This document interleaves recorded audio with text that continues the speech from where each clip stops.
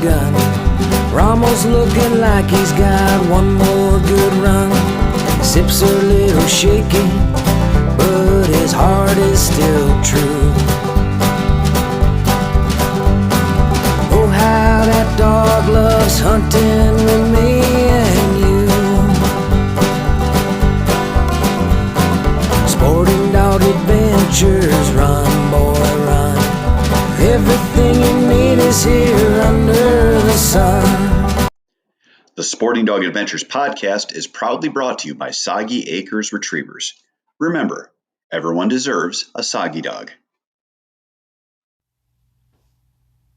Hey, welcome to Dog Talk Live here on Facebook. We are also doing this as a podcast for the Sporting Dog Adventures podcast, which is on a number of platforms, including iTunes, Spotify, Anchor, soon to be Amazon, soon to be hopefully Pandora, and about 10 others that I honestly cannot remember. So I do apologize for that, but the podcast is really taking hold. We're getting a lot of dedicated visitors and listeners from all over the world, and it's just a fun thing because I love doing content, and I love doing content that doesn't cost me anything.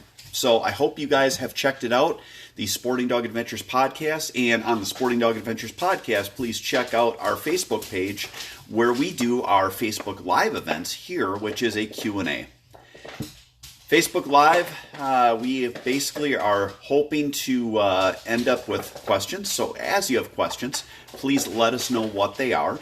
We do 15 to 30 minutes, and we do these a couple of times a week, hopefully. And today, we are here to talk about dogs, as I have dogs playing. All right, so let's see a toy from Scarlett. This is actually a cool toy. It's a Kong toy, and all of these toys now are dealing with where they have water bottles in them, so you can make the crunchy noise. And this one is neat because you can actually open it up and put a different water bottle in when they puncture it. So I'll give that back to her because she is not going to tolerate me having it. She definitely wants to play with it herself.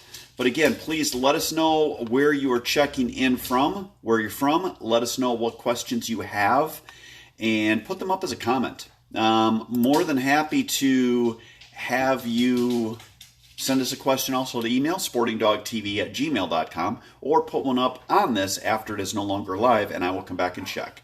We got Jason asking, I'm getting a pup around Christmas. What is the best way to train in the winter? Jason, your first 4 months of your training, if you're getting a puppy at 7 or 8 weeks old, is going to be just letting the puppy be a puppy and learn boundaries. I would put a collar on the dog. I would walk the dog on a leash. You had to worry about your potty training. And the all-important number one word for a puppy that you need to teach that young one is no. Use that no command. You don't want the dog chewing on yourself, on your woodwork, on your shoes, etc. So really start to set up structure, but also realize it's a puppy. You're not going to do a bunch of hunting training. I don't even shoot around dogs until they're 6 months old. I don't do any force fetch. I don't do any collar training until they're 6 months old. That's kind of the magic age for me when I look at a dog and say, all right, they're old enough now to be able to take pressure, and they're old enough where they're going to understand pressure, and it's not going to harm them in their future as they attain different goals and move further in their training. So as you can hear my dogs in the background, they are wrestling around and growling at each other.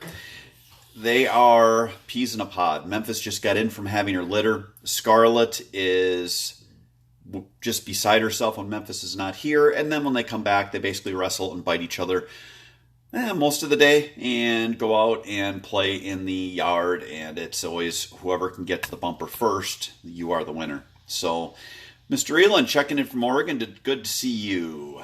Jason is in Idaho. All right. Mr. Rush from Jackson, Wisconsin, you're getting your puppy soon. Hamburg, Iowa.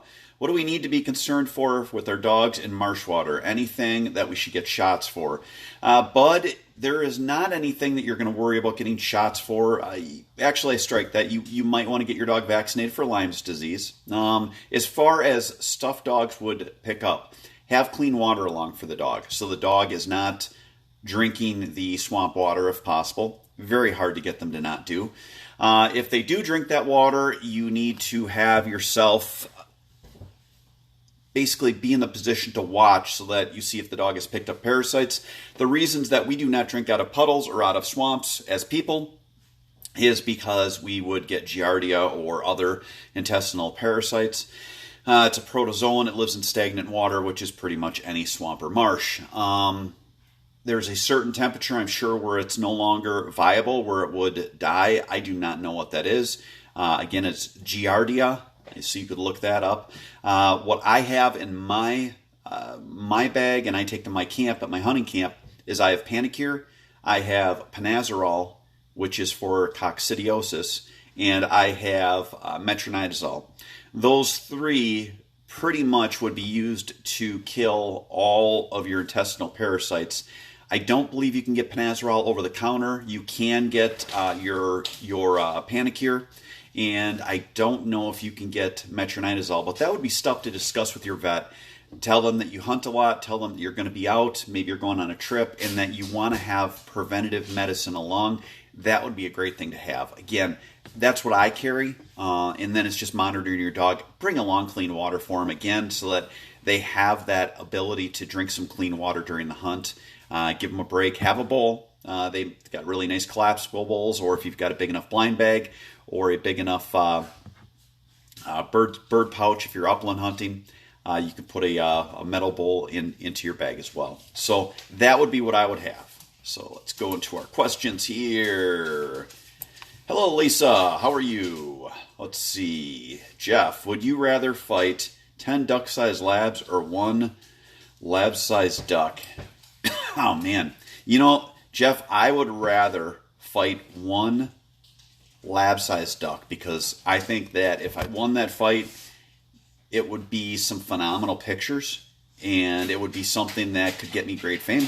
And I think that if I lost the fight, there would be no shame, and you'd also be famous no matter what, because you had a giant duck kill you. Hope that helps. Good question. That's a new one. Memphis is here. She wants to say hi, so we got to let her up. Come on up. She is rubbing around here, trying to get herself some attention. Come on.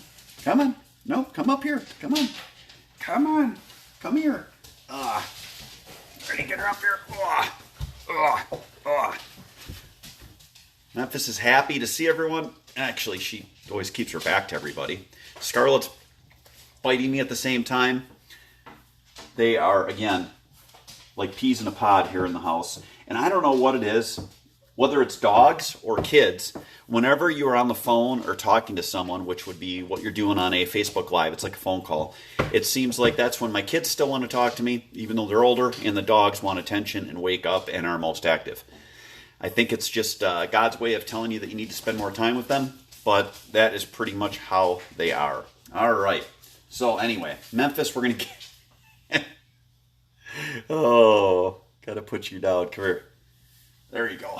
All right, Lisa, doing good stuff, doing good still training, teach force fetch and struggling with it. Lisa, force fetch is just it's a 6-week process.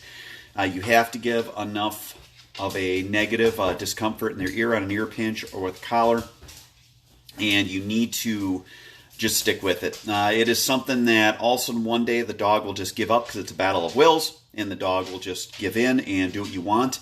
And then after that is when you can start working on your stuff in the field. I don't do field work before my force fetch or trained retrieve is done. I have found in my training that it sets me back, because you are basically allowing them to get away with stuff in the field that you're then trying to correct later. Scarlett is biting me. Scarlett, do you want to come up and say hi? Come on. Come on. All right, Scarlett wanted to say hi. She wants to see everyone. She will not sit on my lap like Memphis, but she has to be part of the conversation. So that's the 2 dogs. That gets it through. Now I'm going to go back. Let's see. Whenever you guys see me looking, I'm trying to read comments. So let's see. Thanks, will do. I'm asking for those meds. Let's see. At what age do I start collar conditioning? Jay wants to know. Jay, when I start training dogs, 6 months is when I start doing my training, and what I do with my training is we start doing force fetch and our obedience with a pinch collar, as well as with an e-collar on, but not used. After 1 week of pinch collar training, also you're still doing force fetch training. I then have the dog where they've had the e-collar on for a week as a dummy collar, and I have them under control for their obedience, and I start substituting the pinch collar correction with an e-collar correction. With conditioning, you do want to find out what level you're at, which when you put the collar on the dog and you deploy the collar, you will see the dog, they'll look a little concerned, they might blink, they might jump, but when you hit that, that's about the range that you start with, and then you might have to adjust it up a spot or two from there. Collar conditioning takes somewhere in the neighborhood of about 2 weeks, so just take your time doing it, and then again, always watch your dog when you're working on pressure related type of training, so that you know if the dog is being despondent and not listening, or just confused. There's a big difference between the two. You never want to use an e-collar when a dog is confused on a command. E-collars are for training, not for punishment. So keep that in mind when you're using it. All right, Andy, do you recommend limiting physical activity for pups till a certain age? Andy, I would let them run around until they're tired. It's not going to hurt them. They will let you know when they are done, because they will just collapse and go to sleep. I remember my first dog, Lab. I thought, boy, we're going to go for a walk. And we walked about a quarter mile, half mile. And then she laid down and she decided she was going to sleep on the road. So I got to carry her back. Luckily, Lily was her name. Lily wasn't that big at that time. But I learned a lesson of they are babies. Yeah, you can let them have exercise, but they will tell you when they're done. Big thing there is just making sure that when they do have downtime or want to sleep, that they are in an area that is safe for them, that is away from people, so that they are not bothered. If you have little kids, don't let them bother the dog. Let the dog have a crate. Tell the kids, leave the dog alone when the dog's in the crate, and make sure they get lots of water, and just monitor the dog. All right, keep asking the questions. We got some great ones. We've got, let's see, I've got some room in a black litter for females. Female picks that is just bred. The litter will be ready in January, probably mid to late January for homes. So we do have room in litters. I've got another litter that will be bred. I haven't figured out what color pups we're going to do at this point, but I will figure that out here in the near future. As far as 2021, I looked, we are going to do probably around 12 litters. I would say as of right now, we only have about 2 that are full, so we have plenty of room. So feel free to contact us at Soggy Acres Retrievers if you have any questions about our pups. Lisa, if I do the ear pinch, she will shut down completely. Only when she's tied. She won't pick up if you drop it. Lisa, if you are doing the ear pinch, my experience is, yes, they will shut down. They will try to quit. Their job is to avoid pressure, whether that is crying and whining, biting, not opening their mouth, standing completely still and stoic and not moving. You just need to work your way through it. It is tough when you are working on stuff, so that when you don't have a lot of experience on it, that is something I still learn stuff every day. But I would just go back to step 1, and you need to get the dog to open her mouth. If you're doing your ear pinch and the dog's not opening your mouth, you really need to do the ear pinch harder, and you're going to use your nail against the dog's skin inside, which I know sounds terrible, but if you saw it work with dogs, you would understand.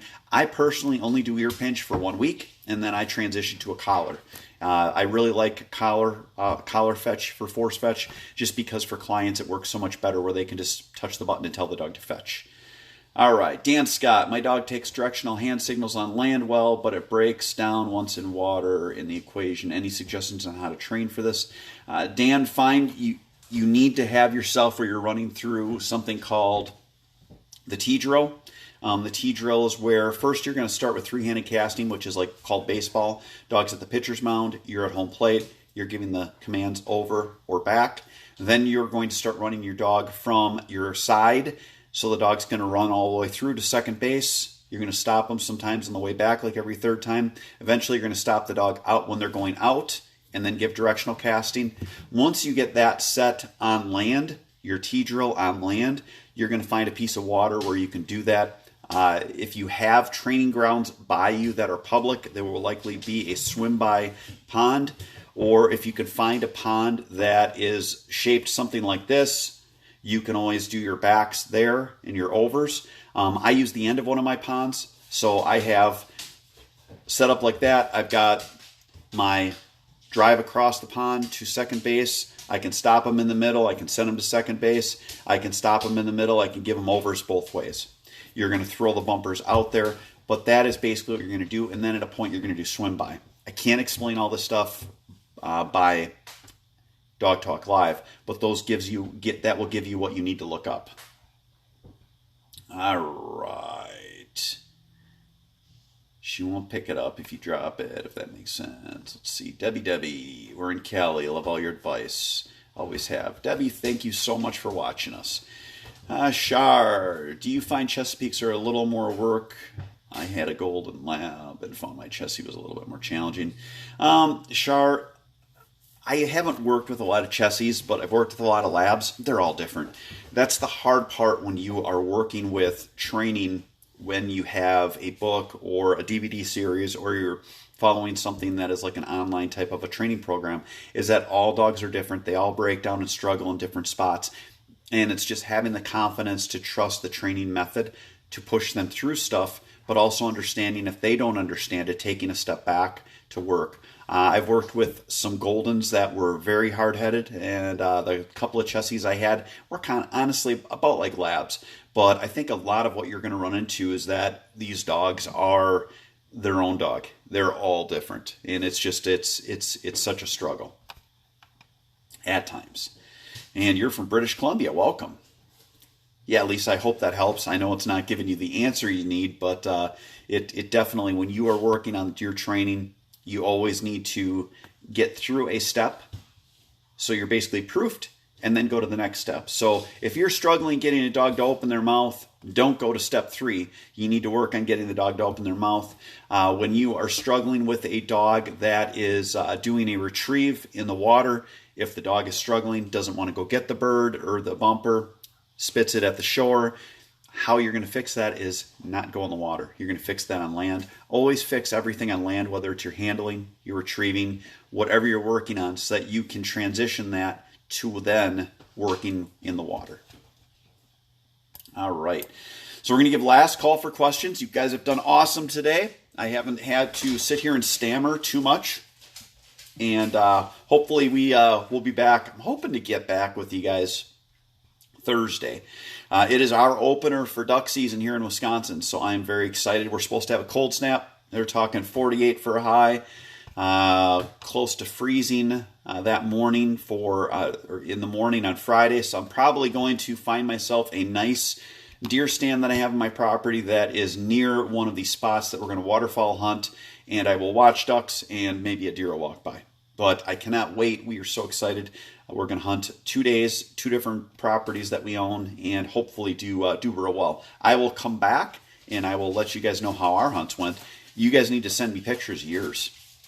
David, lab holding okay, but ignores the whistle. Any help? David, I guess it would be, what are they ignoring on the whistle? Are you doing a recall? Are you doing a sit whistle? And are you reinforcing with an e-collar? If you are ignoring obedience, and the dog is ignoring obedience and commands, you need to reinforce that with an e-collar. You're going to do e-collar conditioning. You're going to work the dog through its simple obedience, reinforcing with the e-collar, and then transition up to when you are in the field. No problem. I have no problem talking to you guys. I love getting more people involved in the sport that I love, which is hunting and hunting with dogs, or just running dogs and having fun. So I hope that the little bit of time I take gives back to the community and helps out. Again, if you guys want to do something cool, I will put our link up here.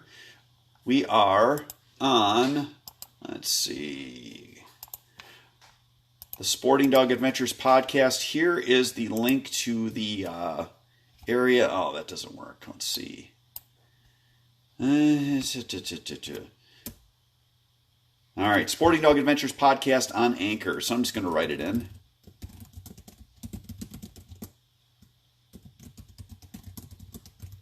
Anchor. We're on Spotify and iTunes. We should be on some more platforms soon, and we've had some really good feedback on that. It's a fun project. I don't have any sponsors. The sponsors that I do talk about on that, Boucher Automotive and Mech Shooting Sports, have been with us a long time, so that they kind of got an add-on with that. They never paid to be on the podcast, because honestly, we're not going to monetize it. We're just going to do it for fun. So if you guys have ideas that you want to hear about on the podcast, let us know as well. What's a good e-collar to use? I'm assuming that's what you mean, Ryan. Ryan, I have a Dogtra and a Garmin that I really like. Those are my favorites, and they work really well. What's the average years on an e-collar battery, David? David, I have thinking, I'm thinking I probably get somewhere in the neighborhood of 5 years at least out of my e-collars before they completely blow up. At that point, I could get them fixed. And the problem that I will look at is I can buy new technology that's got so many more better options. So it's easier for me just to buy a new one. Dave, Zeke is doing great. Force fetch e-collar condition. He's just, let's see, but 1 to 2. He just won't retrieve for a day. So any hints? Thanks. Dave, send me a little bit longer email to my email address, and I will try to help you out with that so that I can get you going. Let's see. I'm assuming you're talking about doubles, but yeah, go ahead and send me an email to sportingdogtv@gmail.com, and I will try to help you out with that. At that, we're going to call today. I got to go pick up my son Callahan, and I got about 60 bags of dog food to go put away. I hope you guys have a great day. Thank you so much for stopping in to listen to us. I'm going to try to do this at least twice a week. You guys take care. Come up with your questions. Listen to the podcast. God bless. Have a great day.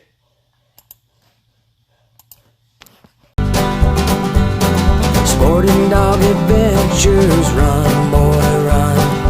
Everything you need is here under the sun. Everything you need is here under